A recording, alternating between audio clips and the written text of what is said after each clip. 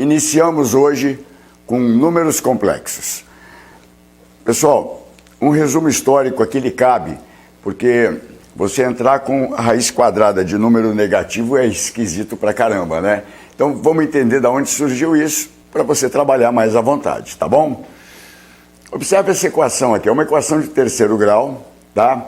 P e Q seriam constantes, números reais. Ela é incompleta porque não tem o termo em x quadrado, não é isso? Então é x3.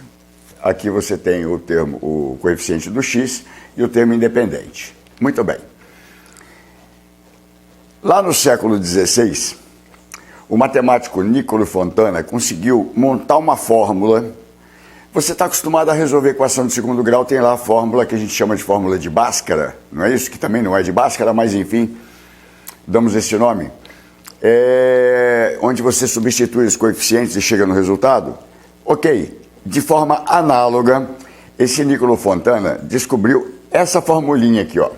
Não fica preocupado não que você não vai ter que decorar, tá bom? Observe que ele encontra o valor de x para resolver este tipo de equação, ou seja, lá neste padrão, substituindo os coeficientes p e q. Aqui é q, ó, p, substitui, faz as contas e acha o x. Até aí tá tudo bem? Tá tudo bem, até ajudaria a gente aqui a resolver, tá bom? Só para manter a história aqui, em 1545, o Cardano publicou essa fórmula como se dele fosse, no livro dele, tá? Então ela ganhou o nome de fórmula de Cardano, apesar de ser do Niccolò. Mas, história, vamos nós. O que aconteceu? Esse Cardano, um belo dia, se deparou com esta equação. Vê se ela não bate lá com o formato. X cubo menos 15x menos 4 igual a zero. X cubo, repare, o P vale menos 15, o X vale, o Q, né, vale menos 4. Você joga aqui, trabalha e chega no valor de X. Só que, no meio do caminho, ele se deparou com isso. X igual a raiz cúbica de 2 mais raiz de menos 121. Olha o que aconteceu aqui. Opa! Então não tem solução. Na época é o que se fazia, raiz quadrada, número negativo, e parou aqui. Mas é uma equação tão simples que se você observar para ela, meio que você adivinha uma solução. Observa, o 4 é uma raiz. O 4 é uma raiz. Se você colocar 4 no lugar de x, olha lá, 4 ao cubo, menos 15x, menos 15 vezes 4, menos 4, e fizer as contas, aqui vai dar 64, menos 60, que dá 4, o menos 4, 0, então 4 é raiz. Então isso aqui deveria ter dado 4 e não deu. E aí encucou um monte de matemática. Bom, vamos dizer a verdade, Cardano travou, não conseguiu resolver, tá certo? Muito bem, mais para frente, outro matemático, ele consegue resolver, mas fazendo uma certa volta aí. Ele fez de conta que existia a raiz do número negativo, tá? Repare, a raiz de menos 121, ela de fato não existe. Escreveu aqui como sendo raiz de 121 vezes a raiz de menos 1. Né? Multiplicando aqui vai chegar nessa. A raiz de 121 é 11.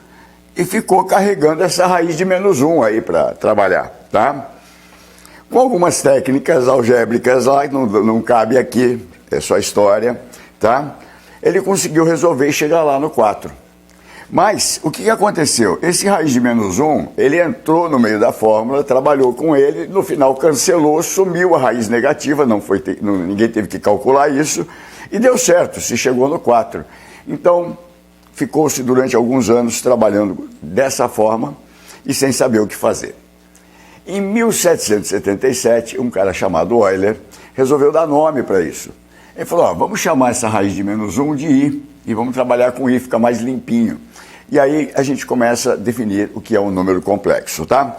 Esse raiz de menos 1 a gente chama de unidade imaginária, porque qualquer número negativo que você quiser extrair a raiz, por exemplo, raiz quadrada de menos 25, você pode dizer que é a raiz de mais 25, que você conhece, vezes a raiz de menos 1. Então toda raiz negativa pode ser escrita como a raiz positiva, como eu fiz aqui, vezes a raiz de menos 1. Então você chama isso de unidade imaginária.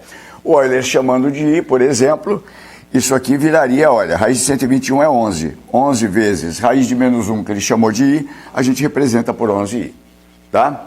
Fiz um exemplo aqui para você, olha só. Peguei esse 2 menos raiz de menos 121, tá vendo? Essa parte aqui que está dentro do radical, ó, tá aqui. E fiz a quantia, ó, ficou 2 menos raiz de 121 vezes raiz de menos 1, tá aí tudo bem, né? E usei aqui o que o Euler chamou de i, substituir raiz de menos 1 por i. Mas eu esbarro num número estranho, ficou 2 menos 11i. Eu não consigo juntar isso, não é isso? Muito bem, daí se inventou o que a gente chama de número complexo, tá? É um número composto aqui, basicamente, de dois termos, tá?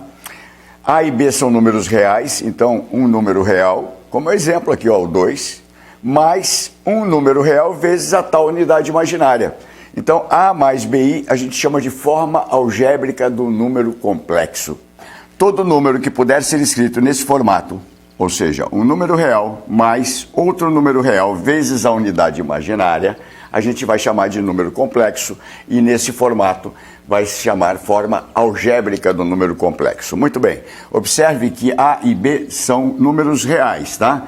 Então o que eu tenho aqui foi um exemplo desse, tá bom? O A vale 2 e o B vale menos 11. Repare que 2 e menos 11 são números reais. Fato é que essa segunda parte aqui, né, ela multiplica a tal unidade imaginária. Então você não consegue juntar. Ele fica representado desta maneira. Nós somos obrigados a criar isso aí. Muito bem. Uma observação interessante. Quando o A vale 0, tá? Então aqui o 2 seria 0, você fica só com um número vezes o i. A gente chama de imaginário puro, tá? Então esse número, que é o número A mais BI, é um número imaginário, tá legal? Faz parte do conjunto dos complexos. E quando o A for 0, fica só o BI, a gente chama ele de imaginário puro. Mas olha que legal agora. Se o B for 0, 0 vezes i dá 0, fica só o A. Então, se o B for 0, este mesmo número complexo, cuja forma algébrica é A mais BI, transforma-se em um número real. Ele simplesmente é um número real. E o que quer dizer isso, professor? Isso quer dizer que todo número real é complexo, sacou? Todo número real, fala um número real para mim. Ah, raiz de 3 mais 0i.